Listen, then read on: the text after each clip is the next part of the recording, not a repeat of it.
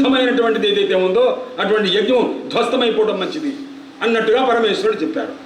వెంటనే వెళ్ళారు, వీరభద్రాదులంతా వెళ్ళారు. మొత్తం యజ్ఞం అంతా కూడాను యజ్ఞకుండాన్ని కాస్త అమూత్రజన్ అన్నమాట, మూత్రోత్సర్జన చేశారు. అన్నీ కాస్త పగలగొట్టి పారేశారు. చేసిన తర్వాత అక్కడ దక్ష ప్రజాపతి శిరస్సును కాస్త వీరభద్రుడు ఆ శిరశ్ఛేదం చేసి పారేశాడు. ఆ శిరస్సు కాస్త ఎగిరి ఎక్కడో పడ్డది, అది వెతకడానికి కూడా అవకాశం లేకుండా పడ్డది. ఇంతంతా అయిపోయింది. ఆ తర్వాత దేవతలంతా భయపడిపోయారు. బ్రహ్మాదేవతలంతా వచ్చారు, శ్రీ మహావిష్ణువుతో చెప్పారు. మహావిష్ణువు వచ్చారు, అయ్యా నాయన నువ్వు కొద్దిగా ఉపశమించవలసింది అని చెప్పి అన్నారు. ఆ పరమేశ్వరుడు కాస్త నెమ్మదిగా ఉపశమించాడు.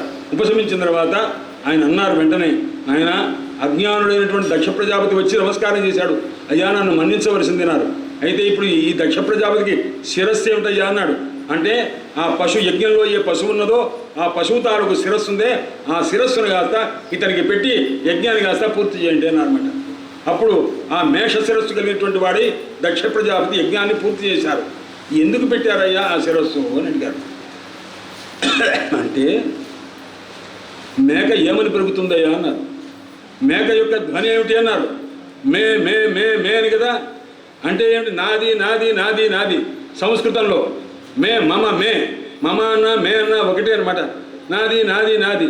ఈ అహంకారం చేత కదా నేను బాధపడ్డది అన్న విషయము అందరికీ తెలియజేస్తూ ఉండాలన్నమాట. అందువల్ల నాయన ఈ మే అనేటువంటి శబ్దం ఇచ్చేటువంటి దీన్ని కాస్త పెట్టుకొని ఉండమని పంపించారు. కాబట్టి అన్నిటికంటే అనర్థము ఈ మమకారము, నేను గొప్పవాడిని, నాది గొప్ప, నేను చేసిన క్రతువు గొప్పది, ఇలా అనుకోవటాన్ని విడిచిపెట్టమని చెప్పడం కోసమా అన్నట్టుగా చేశారట. ఈ విధంగా ఆ దక్ష ప్రజాపతి యొక్క యజ్ఞము మళ్ళా ఎక్కడ పడ్డాడో అక్కడే లేవాలి. పరమేశ్వరుని నిందించాడు, ఆ యజ్ఞం కాస్త ధ్వస్తమైపోయింది. పరమేశ్వరుని పాదాలు పట్టుకున్నాడు, ఆ యజ్ఞం కాస్త మళ్ళా పరిపూర్ణమైంది. ఎందుకంటే ఎప్పుడైనా ఒక యజ్ఞం చేసి అది మధ్యలో కనుక నష్టమైపోతే దానివల్ల యజ్ఞం చేసిన యజమానికి నష్టం తక్కువ, కానీ ప్రపంచానికి మాత్రం చాలా హాని, భయంకరమైన హాని కలుగుతుంది. అందువల్ల ఆ యజ్ఞం కాస్త పూర్తి చేయవలసింది అని చెప్పారు. ఆ తర్వాత పూర్తి చేశాడు నాయన. ఈ విధంగా ఆ దక్ష ప్రజాపతి యొక్క ఆ యజ్ఞం, దక్షయజ్ఞం తాలూకు కథ చెప్పారు. ఇదం పవిత్రం పరమీశచేష్టితం. పరమేశ్వరుని యొక్క దివ్యమైనటువంటి ఆ చేష్ట ఆయనే రక్షించారు, ఆయనే శిక్షించారు. శిక్షించింది ఆయనే, రక్షించింది ఆయనే అనమాట. అటువంటి పరమేశ్వరుని యొక్క దివ్యమైనటువంటి కథ ఇది ఎవరైతే వింటారో అది యశస్సును కలగజేస్తుంది, ఆయుర్దాయాన్ని కలగజేస్తుంది, ఆ తర్వాత పాపాలని పోగొడుతుంది ఆయన. అటువంటిది ఆయన ధునోతి అఘం కౌరవ భక్తి భావత. భక్తి చేతి ఎవరైతే వింటారో. శివపురాణంలో ఒక కథ ఉన్నది. సతీదేవి ఒకానొక సందర్భంలో పరమేశ్వరునితో కలిసి ఉన్నప్పుడు వీరిద్దరూ కూడాను ఒక విహారానికి వెళ్ళారు. విహారానికి వెళ్ళినప్పుడు కింద రామచంద్రమూర్తి సీతాభియోగం చేత బాధపడుతూ ఉన్నారు. బాధపడుతూ ఉంటే అప్పుడు ఎల్లప్పుడూ పరమేశ్వరుడు రామచంద్రమూర్తినే ధ్యానం చేసుకుంటుండేవారు. సతీదేవి అడిగింది, ఏంటంటే ఎంతసేపు జపం చేసుకుంటారు, ధ్యానం చేసుకుంటారు, ఎవరినండి అన్నారు. నా ఇష్టదైవాన్ని అన్నారు. మీరే అందరికీ దేవుడు కదా, పరమహాదేవుడు కదా, మీరు మీకు మళ్ళా ఎవరన్నా దేవతున్నారా అన్నారు. ఎందుకు లేరు, నాకున్నారు, నా దైవం నాకు రామచంద్రమూర్తి, నేను ధ్యానం చేసుకుంటున్నాను అన్నారు. అంటే ఎక్కడున్నారో ఉంటారు, ఉన్నారు, ఎక్కడో ఉంటారు, ఆయన సంచారం చేస్తుంటారు, వారి దగ్గర మనం వెళ్ళకూడదని ఒకసారి వెళ్దామంటే. అంటే అప్పుడు రామచంద్రమూర్తి ఉన్నటువంటి ప్రదేశానికి కైలాసం నుంచి బయలుదేరారు ఇద్దరు విమానం మీద. వెళుతుంటే రామచంద్రమూర్తి అంతకుముందు రావణాసురుడు సీతాదేవిని అపహరించుకొని వెళ్ళిపోయారు. ఆ తల్లిని స్మరించుకుంటూ, సీతాదేవిని స్మరించుకుంటూ రామచంద్రమూర్తి సీతే సీతే సీతే సీతే హా సీతే అని ఈ రకంగా బాధపడుతూ తిరుగుతూ ఉన్నారు. ఆ తిరుగుతూ ఉంటే ఇంత లోపల సతీదేవి అడిగింది, ఏమంటే ఎవరండి అంటే, ఆయనైనా రామచంద్రమూర్తి అంటే, అవును, నమస్కారం చేసుకో, ఆయన ఏదో ఒక విలక్షణ స్థితిలో ఉన్నారు, మనం ఇప్పుడు చూడకూడదు. ఎందుకంటే గురువులు ఎప్పుడన్నా కానీ కన్నీళ్లు పెట్టుకున్నా, ఇష్టదైవం కన్నీళ్లు పెట్టుకున్నా అలాంటి కష్టకరమైన సన్నివేశంలో ఎప్పుడు వెళ్ళకూడదు, అర్హులైనప్పటికీ కూడా. అందుకోసం దూరంగా ఉండాలి, మౌనంగా ఉండాలి, ఇది పద్ధతి. అందుకోసం దూరంగా ఉండాలి, వెళ్ళిపోదా ఉన్నారు. లేదంటే ఒకసారి చూద్దాం ఏమిటి, ఎందుకంటే అలా ఉన్నారన్నారు. ఏం లేదు, ఆయన భార్య సీతాదేవి మా తల్లి, ఆయన కాస్త రావణాసురుడు అపహరించారు, అందుకోసం ఆయన బాధపడుతున్నారు, అందుకోసమని ఇది పరిస్థితి అని అన్నారు. అంటే నేను ఒక్కసారి వెళ్ళి వారిని కలిసి వస్తానండి అన్నది. వద్దన్నానా, వెళ్ళవద్దన్నానా అన్నారు. కాదు, మీకు తెలియదు, ఒక్కసారి వెళ్ళొస్తే ఇప్పుడే వస్తానండి అన్నది. వెళ్ళి ఆమె ఏం చేసింది, సతీదేవి సీతాదేవి వేషం వేసుకెళ్ళింది. ఆమె సీతాదేవి వేషం వేసుకెళ్ళేసరికి రామచంద్రమూర్తికి ఎదురుపడ్డది, నమస్కారం చేసింది. నమస్కారం చేస్తుంటే రామచంద్రమూర్తి ఇటు పక్కకి వెళ్ళిపోయి సీతే సీతే సీతే అనుకుంటూ ఇటు వెతుకుతున్నారు. మళ్ళీ ఆవిడ అటుపక్కకు వచ్చింది. వస్తే మళ్ళా ఆయన అటుపక్కగా వెళ్ళి సీతే సీతే అనుకుంటూ ఆయన వెళుతున్నారు. మళ్ళీ అటు వెళ్ళింది. వెళ్ళేసరికి ఇదే సీతగా వెళ్ళేసరికి అమ్మ పరమేశ్వరుడు మీకోసం అక్కడ కూర్చొని ఉన్నారు, మీరు దయచేసి అక్కడికి వెళ్ళండి అన్నారు. సీతాదేవిని ఆ మారువేషంతో వచ్చిన సతీదేవిని తెలిసి అనమాట. సతీకి సీతకి తేడా ఏమిటన్నాడు, అచ్చులు మార్చేసుకొని తెలిసిపోతుంది మీకు అనమాట. సతీలో సతీ ఈ కాస్త ముందు పెట్టుకోండి, సీత అవుతుందన్నమాట. అందువల్ల సతీ సీత అంటే అచ్చులు మార్చుకుంటే సతీ సీత అనమాట. ఈమె కాస్త ఎప్పుడైతే ఆ రకంగా చేసిందో పరమేశ్వరుడి రామచంద్రమూర్తి అన్నారు ఈ మాట అనగానే మహానుభావుడు వెంటనే సిగ్గుపడ్డది ఆ తల్లి. వెంటనే పరమేశ్వరుడి దగ్గరికి వెళ్ళింది. పరమేశ్వరుని దగ్గరికి వెళ్ళి కొద్దిగా సిగ్గుతోనే, ఎందుకంటే అవమానమైంది, కష్టమైంది. పరమేశ్వరుని రామచంద్రమూర్తి పరీక్షించబోయి భంగపాటు పడ్డది. ఏం చేశావన్నారు. వెళ్ళానండి. ఏం జరిగిందో చెప్పు అన్నారు. ఇలా జరిగింది, నేను సీతాదేవి వేషం వేసుకెళ్ళాను, ఇలా జరిగింది అన్నారు. అట్లాగా అని దగ్గరకు వచ్చి కూర్చోబోతుంటే అక్కడ దూరంగా కూర్చో అన్నారు.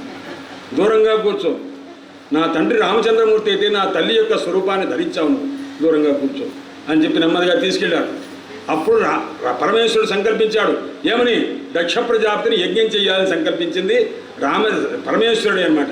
పరమేశ్వరుని యొక్క ప్రేరణ చేత దక్ష ప్రజాపతి కూడా తెలియదు. చేసిన తర్వాత అందుకో సతీదేవిగా ఉన్నప్పుడు పరమేశ్వరునికి సంతానం లేదు. ఆ సమయం నుంచి ఎప్పుడు కూడా ఆమెను కలవలేదు, కలిసిన సంతానం లేదు. అప్పుడు ఆమె దేహత్యాగం చేసింది. దేహత్యాగం చేసిన తర్వాత మళ్ళీ జన్మలో ఆ హిమవంతుని కూతురుగా పుట్టి అప్పుడు గణపతి కానీ కుమారస్వామి కానీ ఆవిర్భవించారు అని కథ చెప్తారన్నమాట. అటువంటి ఆ దివ్యమైనటువంటి సతీ ఆ దేహత్యాగం అనేటువంటిది అయితే ఉందో దక్షయజ్ఞ ధ్వంస అని స్త్రీ చరిత్ర ప్రధానమైనటువంటిది. ఇది ధర్మ ప్రధానమైనది. ఎందుకు ధర్మం అంటే పరమేశ్వరుడు లేనిది ధర్మము లేనే లేదు అని చెప్పడం కోసం అన్నమాట. ఈ ధర్మ చరిత్రగా చెప్పారు. ఎవరైతే వింటారో అంటారో అందరూ కృతార్థులవుతారు నాయన అని చెప్పి ఈ విధానంగా చెప్పారు.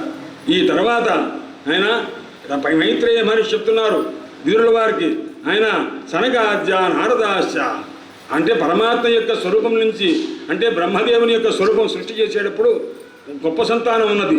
ఆ గొప్ప సంతానం ఎవరయ్యా అన్నారు.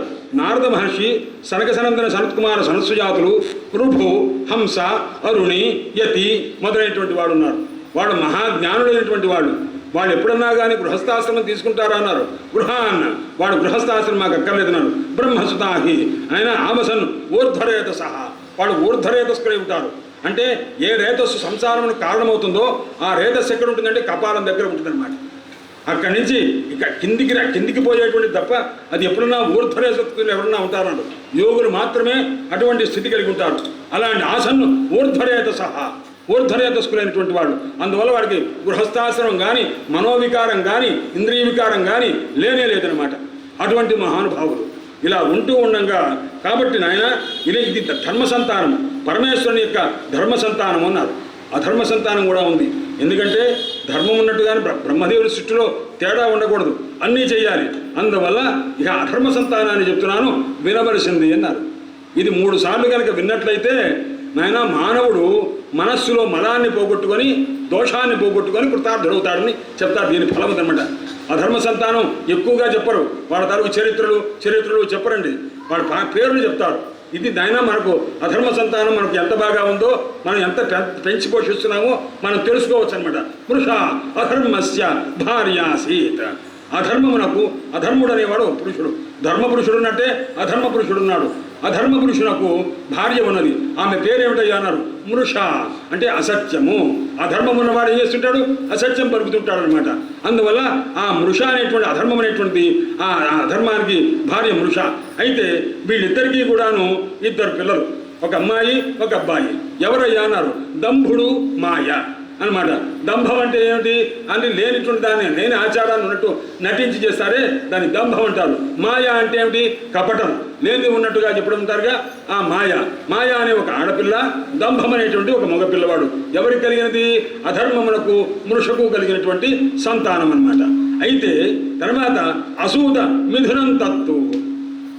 మళ్ళా వాళ్ళు ఏం చేశారు? ఈ మాయ ఆ తర్వాత ఈ దంభము ఇద్దరు కలిసి వివాహం చేసుకున్నారు. వాళ్ళ తల్లిదండ్రులను అడగాలిగా, మేము అన్నా చెల్లెలం అవుతామా, ఏ రకంగా అవుతా దంపతులుగా మమ్మల్ని కన్నారా అని అడగాలిగా. వాళ్ళు అడగలేదు. అడగకుండానే అన్నా చెల్లెలైనా వివాహం చేసుకున్నారు. ఎందుకంటే అధర్మ సంతానం కాబట్టి, వాళ్ళకు రూటు లేదు కాబట్టి చేసుకునేసరికి వాళ్ళకి 2 సంతానం కలిగారు. ఆ 2 సంతానంలో అసూత మిథునం తత్తు నిర్వృతి జగ్రహే అప్రజ తయో సమభవల్ లోభ. వాళ్ళిద్దరికీ కూడా లోభము నికృతి అంటే శఠత్వము మూర్ఖత్వము అని 2 సంతానం కలిగారు. వాళ్ళిద్దరికీ కూడాను క్రోధము హింస అని 2 సంతానం కలిగారు.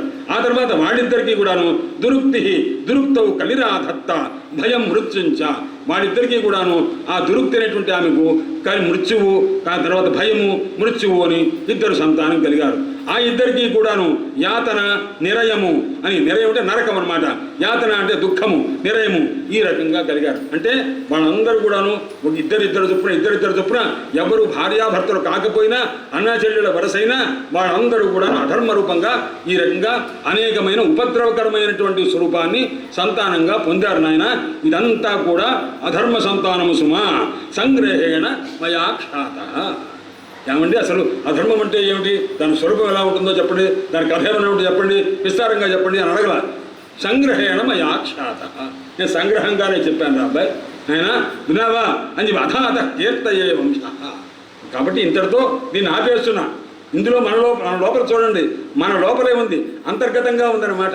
అధర్మం అంటే ఎక్కడ ఉంటుంది అన్నాడు అంటే పృష్ఠత అధర్మాయ నమః అంటారన్నమాట. హృదయే ధర్మాయ నమః పృష్ఠత అధర్మాయ నమః అంటారన్నమాట.